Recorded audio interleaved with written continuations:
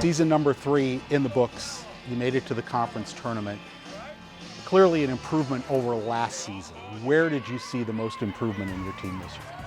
I think our talent level's improved. I think that we need to get a lot better.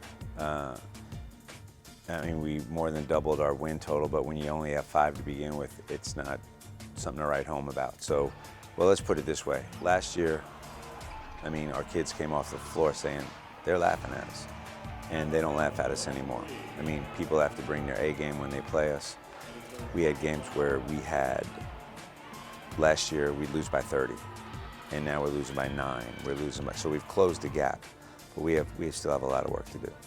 When you look at your starting backcourt most of the year, even though Loda was terrific most of the year, Nicola seemed to grow into her role as the year went along. Alexa Zaff got some good minutes near the end. But when you're playing freshmen in the backcourt, that's usually not a recipe for a ton of success until they grow up. And so the grow up part is the painful part. And you know, you want to hit a home run and you want to get a freshman who is grown up. And I think that was the missing piece this year. I think we struggled at the point spot. You know, Loda's a 2 guard and she has that mentality, and we tried playing her at the point and it didn't work. But between Nicola and actually Glenisha played some point, and Lex, you know, we have to find somebody and who can steady us, who can make good decisions, who can handle the ball under pressure. And we didn't always do that well, and I thought that was our Achilles heel this year. Loda, some really fantastic games, and she can score. As a freshman coming over from Europe, I thought she was pretty impressive. I'm upset that she didn't make the all-rookie team. I thought it was well warranted. I think her injury at the end of the year kept her out the last 4 or 5 games, probably inhibited that.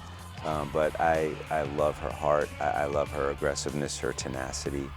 And if everyone on our team was like her, we would have won 25 games this year. If you had a magic lantern and could wish for, you know, one wish, would it be to have Crystal Prim another year? Yeah, you know what, Crystal, when you look at her just walk on the court, she looks like different than everybody else. I mean, she looks like an athlete, and she's a great kid, and she really helped us legitimize the program. She put us in a different place, and I'm really indebted to Crystal. What are you looking for to bring in next year? We only have 2 scholarships. So, I mean, I think we would like to shore up our guard situation and bring in maybe even a grad transfer or somebody who could run the team with some authority and experience. We could use probably another post player. But I think at the end of the day, the best player we can find that improves our team is probably the way we want to go.